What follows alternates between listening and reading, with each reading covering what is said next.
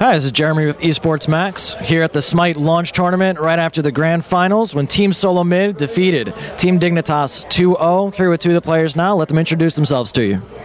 Hello, my in real life name is Jeppe Gylling and my in-game name is Trixtank and I play the support role for TSM.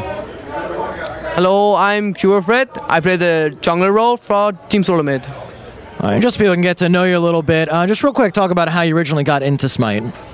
Well, when the beta came out, Qvofred, told me we've always played together because we are in real life mates, and so he was like, you got to check this awesome game out, and so I did, and we've just been playing it ever since. So we've been playing it ever since it came out, basically. So that's why we're so good at it right now. All right, Fred. So you introduced Trix to it. How did you get into it originally? My twin brother got some beta keys in a really early closed beta, and I just got some, and I showed Trix the game, as I said. Ah, very nice. So talk a little bit just how you guys originally got picked up by Team SoloMid, how it all came together. Well, we have been playing in Cognitive and Denial and other sponsors. So we just left Cognitive a week before the tournament, and we got told by our manager Simstar that Team SoloMid was going to look at the tournament, this big tournament before New Year's. So if we won it, we was almost secured the sponsorship from Team SoloMid, and that's what happened. All right, very nice. So let's talk about the tournament today, and obviously all over the weekend. Now, big level competition, some of the best teams, all over the western part of the world. You guys didn't only win; you didn't drop a single game. What enables you to do that? What are you doing that other teams aren't? Well, we're a really consistent team. By that, we go for this late game lineup. So that means that we're trying to play really defensive in the early game, and that's because we got this late game combo. When we go for late game combos, it's really hard to get started, get through the middle game, and we're just really good at getting through the middle game and then crushing out. That's also why we're often playing from behind. And then when we get through the middle game, we start to look for for picks, and if they're gonna fight the objectives after the middle game, we'll be there and we'll contest because we got this late game lineup always, and I guess that's why we're so dominant right now. Gotcha. I mean, that really does say a lot. Is there anything you'd like to add to that he didn't cover?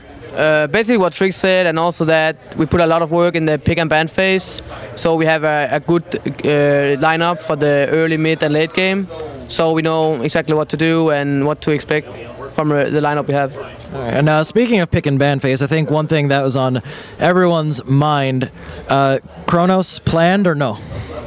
No.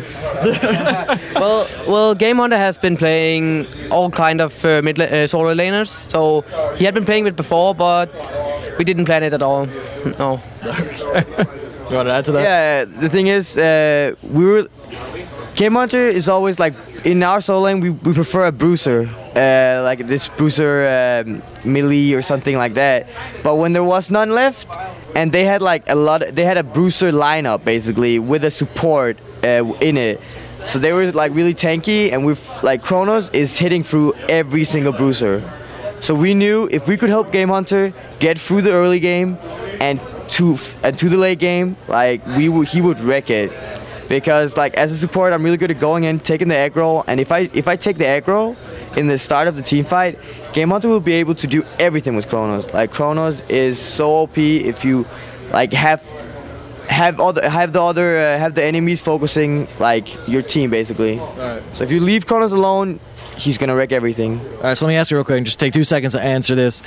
Did you guys talk about it all throughout the phase, or was at the end Game Hunter's like, hey guys, I'm playing Chronos? We talked, it was actually 10 seconds left where we're gonna pick something, and we still didn't know it, and Game Hunter was like, I can play Chronos, guys. And we're like, well, I guess it could work, and then we just picked it, and so it was nothing we expected at all, so it was pretty awesome to win that game. Yeah. All right. So let's go back to game one real quick. Obviously, as you said, you guys were playing from a loss. I believe they had at most about a 7K lead on you at some point. So that game really turned when their hunter started looking to solo the Gold Fury. And then you guys kind of collapsed, and the game turned on its head from there. So obviously vision comes into effect, but I kind of want to lead into what's the call there, who's making those calls, who's keeping the eyes out for those things and alerting the team? Well, right now we're really good as a team to like everybody making calls, because it's hard to have a view over everything that's going on. But it was actually our AD carry who saw that he was going for the Gold Fury, and so he just he made us know that they were going for the Gold Fury, and everybody began to rotate. And when we saw they kept going for it, and we all had ults up, like we were also through the middle game at that point, so we could commit on the fight there, and that's what we did. And so we got the Gold Fury and 4 picks, and it turned the whole game. Right on. All right. So let me ask you. Obviously, Game Hunter was named as MVP of the tournament. Obviously, the most memorable thing was his pentakill. What was team communication like during that, and how crazy were you guys going? Well, basically, there was just like any other team fight. We were just calling out what to go for, when to go for it, and then we just saw the pentakill, and we were just screaming, and it was amazing. See, now when I talked to him the first time, he told me that people were screaming in his ear, and he was just kind of trying to move on and just be like, "Yeah, come on, guys, let's go." Is that about right? That's true. That's true. He was not, oh my fucking heart, I got pentakill. He was calm. Yeah. All right, so obviously now it's over. You guys can relax a little bit.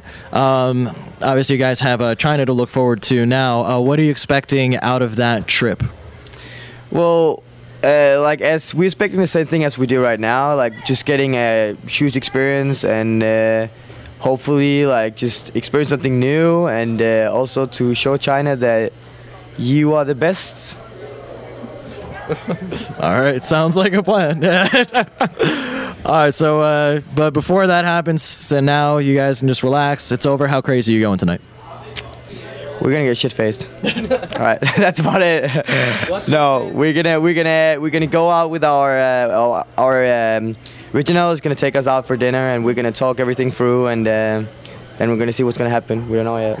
All right. So obviously you guys are talented players anyway. Just real quick, just take 2 seconds. Talk about the difference between coming up and starting on the teams that you were on, and then the difference between actually playing for an established organization like Team SoloMid.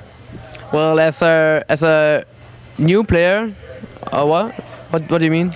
Basically the difference between when you're first getting into the competitive scene and now being on the organization like TSM, which kind of has that expectation of winning. Okay. Yeah, back in the days when me and Trix, we was just playing for fun, kind of. But we always been like competitive. We always want to be the best. We always want to compete with other teams.